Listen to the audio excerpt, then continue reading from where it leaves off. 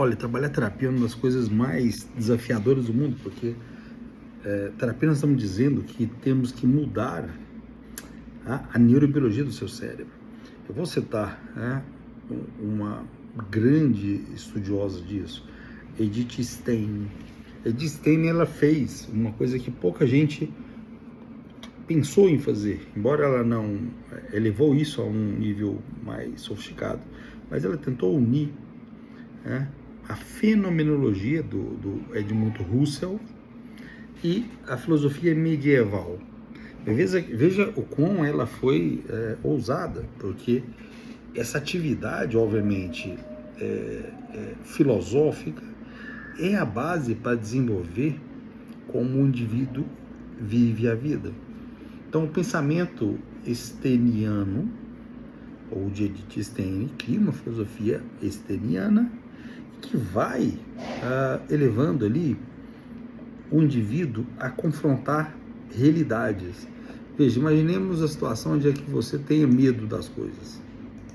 Imaginemos o medo, ele vai controlando. Repare, no raciocínio dela, a fortaleza, por exemplo, ele é um claro sentido da virtude, mas ele não é só simplesmente um ato virtuoso. Ele vai se manifestar no seu cotidiano, no seu ato repentino. Na ação como você lida com as coisas de forma, na realidade. Só que aquele que consegue, diante de um perigo mortal,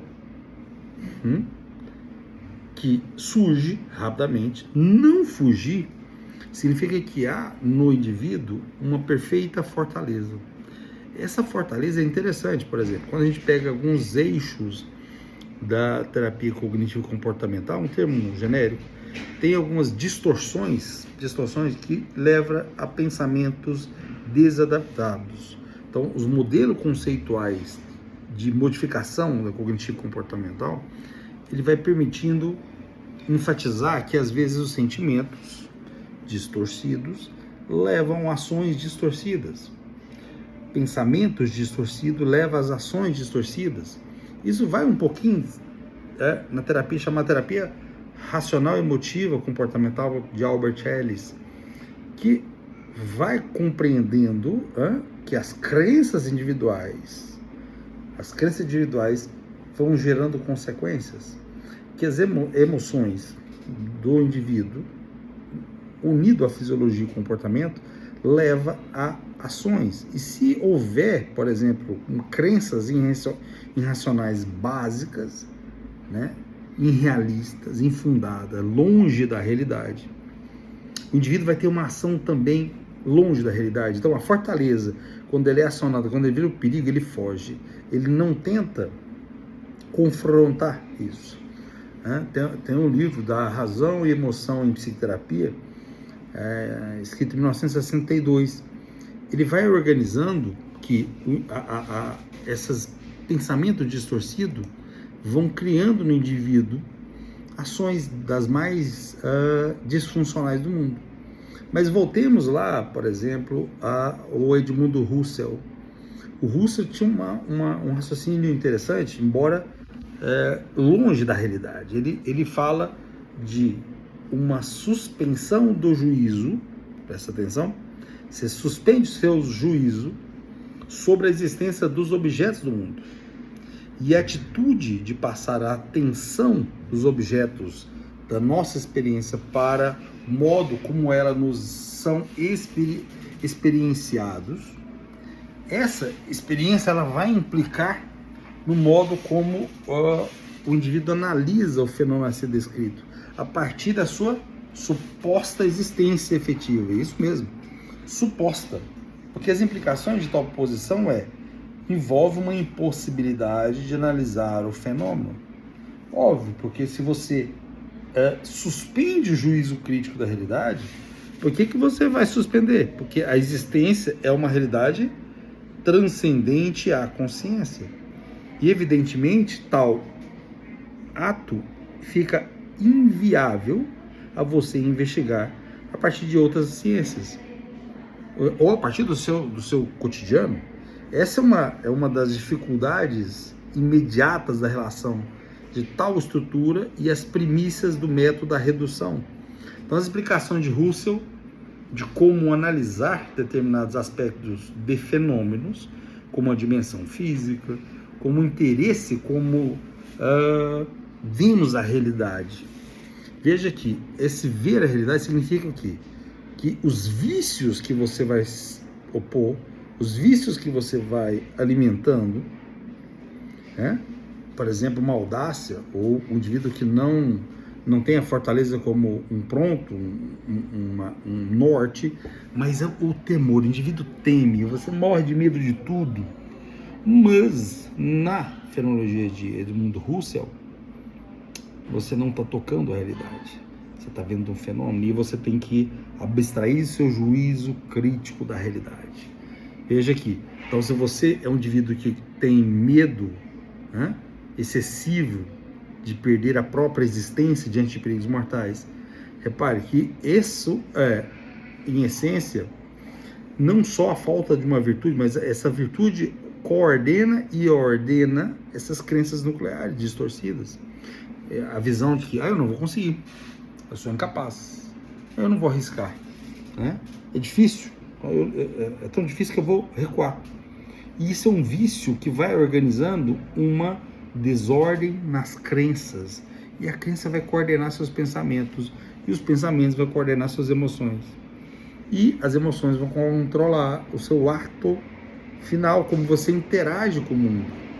Então, essa visão distorcida, quer dizer, vamos dizer assim, crença, então você tem uma crença catastrófica, né? Pensa só no pior que vai acontecer o pior. Então, essa é uma distorção cognitiva, impede você de ter uma virtude da fortaleza. Se você tem um raciocínio emocional, então, você presumir que sentimentos são fatos. Você sente isso, você presume o fato de sentimento ser fato. Sentimento é sentimento. Pensar que algo é verdadeiro porque tem uma emoção, na verdade, é um pensamento. É muito forte a respeito disso. Então, uma coisa é presumir a realidade pelos sentimentos. Eu sinto que alguém não gosta de mim. Eu sinto que meus colegas não gostam de mim, ficam rindo de mim. Isso não é realidade. Isso é uma distorção.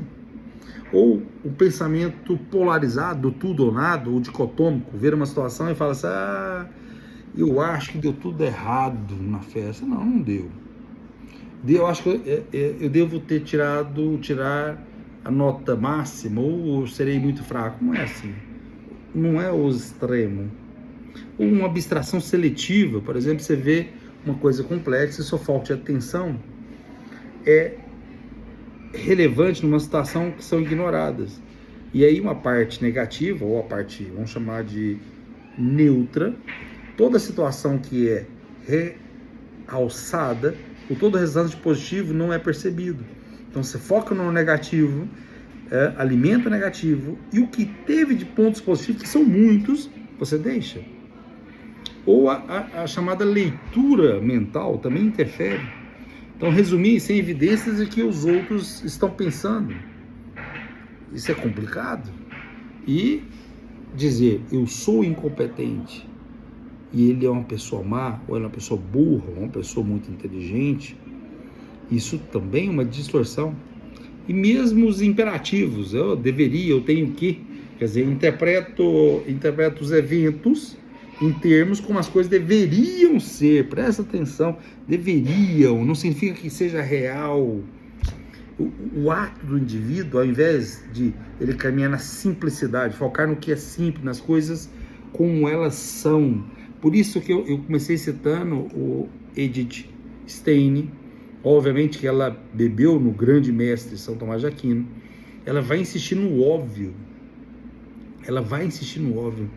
É esse óbvio que ilumina o indivíduo. Então, quando lá você está com Husserl, e ele diz que, olha, você não vai conseguir acessar a realidade.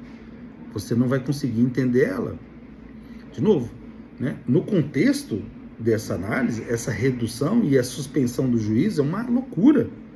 Como é que eu vou suspender meu juízo sobre a existência dos objetos do mundo? Isso é uma atitude que passa o objeto, a atenção dos objetos, nossa experiência, para o modo como elas são experienciadas, ou sentimento. Lembra que eu falei que uma das distorções do cognitivo é a abstração seletiva ou raciocínio emocional? Veja aqui, são duas escolas ou três escolas muito diferentes, mas que se interligam. Então, presumir que sentimentos são fatos é loucura. Sentimentos não passam de sentimentos. Não dá para você inferir a realidade em cima dela. Então, se você entender isso, começar a caminhar nesse caminho, as distorções cognitivas vão sendo reduzidas gradativamente, ou, em alguns casos melhores, sistematicamente. Sistematicamente o raciocínio catastrófico vai sumindo. Sistematicamente o raciocínio emocional e de abstração seletiva vão sumindo. E você vai criando estratégias de enfrentar. Aí vem a virtude da fortaleza, porque ela ordena essa parte. Então você pegar um indivíduo com depressão, uma visão negativa de si, ele sente, sentimento não é fato. Sentimento não é fato. Se você já percebeu isso, já é um avanço.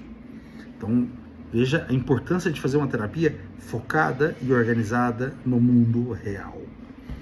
Continuaremos. Vamos lá. Terapia médica tomista.